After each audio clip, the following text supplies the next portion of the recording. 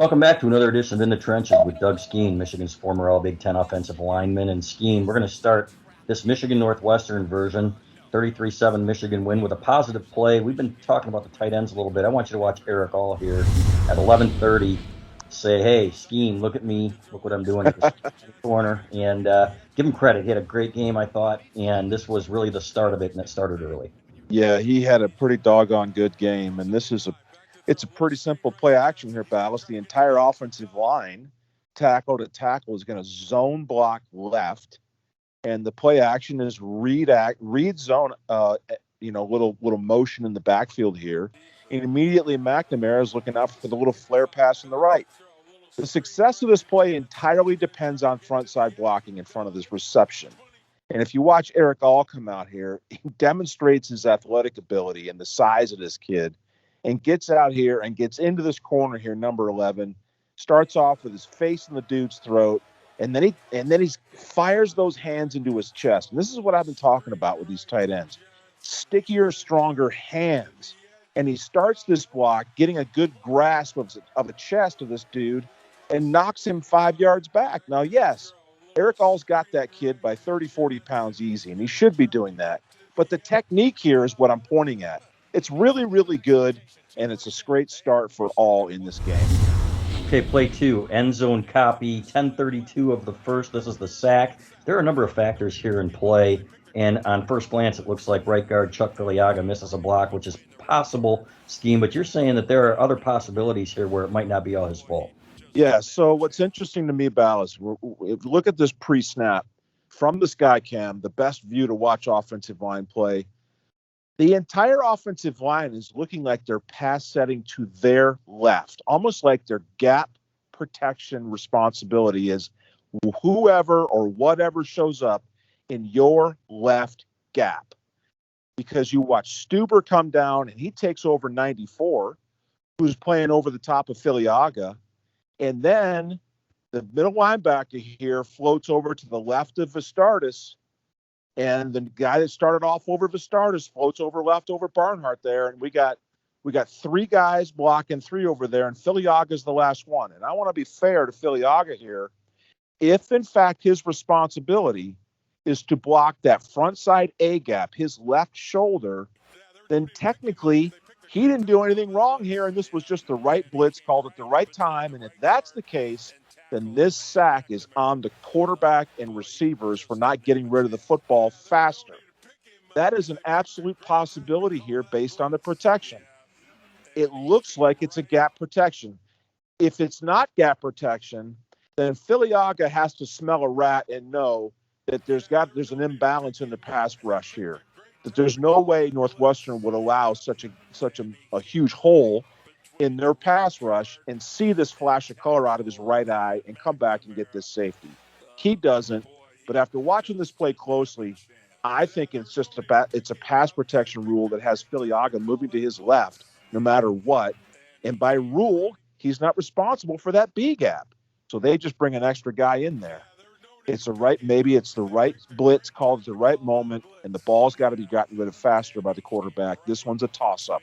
It's either on Filiaga or McNamara. Okay, play 3, 7 minutes, and not just for the run here. First of all, two things, Skene. I want you to see the hole that these offensive linemen create. Carson Barnhart did a nice job at left guard, subbing in for Trevor Keegan, but then it is up to the running back to make one guy miss. The running backs coaches always say that, and you've always said that. We'll do our job. You make that one guy miss, you're going to get a bigger gain. Watch what Hassan Haskins does here and watch the hole and tell us how it's created. So simple four-man front here, Ballas. To number 32, the middle linebacker is standing kind of over our left guard. But if you watch right tackle Stuber, right guard here, Filiaga, and Vistardis are all going to work to their right. And they do a nice job of sealing this thing off. And over on the left side here, you got Hayes and Barnhart sealing off this down lineman. And between the two of them, Vistardis and Barnhart, by the time this ball breaks through the middle, there's a gap in there that's got to be 3 yards wide. And there's no one standing in it because that front side linebacker moved to his right, and Eric All comes in there and gives him a little bit of a bump. But there's no one left except this safety. who comes in with his eyes down, and Haskins makes him pay for it dearly by putting on a sweet spin move. Looks like a video game move here. It's pretty awesome. But the backs are always told, and they've always been coached, you break through and you're one-on-one against a safety or someone, you've got to make a guy miss. This is about as good as it gets because of what happens in the middle of this offensive line with the center and left guard. Okay, fourth play, 6:17 of the first. And we want to highlight this one because this is a blitz that Michigan State has run successfully against Michigan over the last several years. And Michigan picks it up extremely well. They do not connect on the deep ball. There are no receivers open if you look at this scheme, but you're right. This pass protection is fantastic when they bring both linebackers here.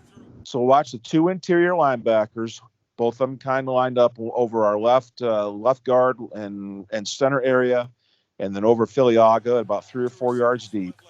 2nd down and 10, and they're creeping up, right? You know they're coming. And then we got a little A-gap shot here by this near side linebacker between Filiaga and Vistardis, and the other guy loops around. Barnhart is patient and waiting on it. Haskins comes in and helps. Stuber's got his guy locked up. Hayes is doing a nice job. This pass protection against this blitz is just about perfect, Ballas. It's unfortunate that we don't connect on the deep ball, but we got a tight end there. Schoonmaker's in there blocking as well. We're going to see blitzes like this for the balance of the season. And if our offensive line can block them this efficiently and keep your quarterback upright, that deep passing game that we all want to get better is going to get better when you keep your quarterback this clean. Okay, play 5, 3:21 of the first, and this is a missed assignment here. You watch a bunch of guys firing off the ball. You got 3 guys to block 2, and nobody blocks one of them. And it looks to me like your tight end there is looking back thinking, oh, God, what did I do here? And maybe screwed up Joel Honigford at the top scheme. Well, this is a good question as to what the heck is going on here. If you're going to run a read zone premise out of this offensive set, then by the way this back with Corum lined up on the quarterback's right side, then we would be normally reading this defensive end outside of Stuber here. But we're not. Stuber goes up and blocks him. When the ball is snapped, we got 2 offensive linemen, Vistardis and Hayes, going for the middle linebacker, and Honigford goes out here for the front side linebacker, and no one blocks the defensive end. So somebody is MA here, Ballas. Missed assignment. That's a big old fat negative on your grade sheet, no matter how well you do when you have an MA. So it's either the left tight end here, Honigford, or possibly Hayes, I suppose. But my guess is it's Honigford here because Hayes is releasing clearly for this linebacker. And so you would never draw up a play where you leave the front side defensive end unblocked if he was not a read option guy. And he's clearly not here because of the offensive set. We bring this up and we're covering this play because this is the kind of thing starting this coming Saturday against Michigan State. If you do these kinds of mistakes against the balance of these teams that we're playing, your chances of winning go down big time. You cannot afford to have these kinds of plays. Okay, play 6, 1:40 of the first. We can't get out of the first quarter, Skene. And this is a great play here, though, by the offensive line. Watch Joel Honigford on this play. This is the one where Hassan Haskins gets hit after 2, picks up 17 more, and it looks like a rugby scrum, and it's a lot of fun to watch. So the first part of this play here, Ballas, is not the greatest at the point of attack. We're a little bit high here. Honigford's blocking this defensive end here, 99, one-on-one. He's a little bit high. We got a combo block going on here with right guard, right tackle, Stuber and Filiaga, down lineman 3 technique to front side linebacker. We don't get great movement there either. So Haskins gets contact between 99 and this linebacker here at 2 yards. But if you watch the effort here of Honigford and Stuber and Filiaga and everybody, they just keep fighting and they keep fighting. And Ballas, hell, McNamara is getting in there. He tries to get a knockdown. I bet he asked for one on a helmet sticker afterwards this play.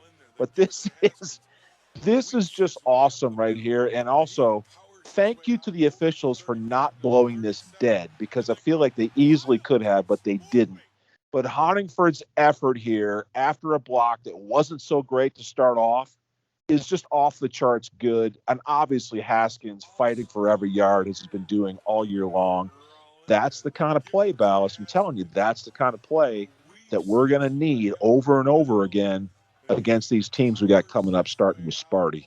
And Skene, these are the types of plays that I've been accustomed to Michigan teams over the years, with the exception of a few.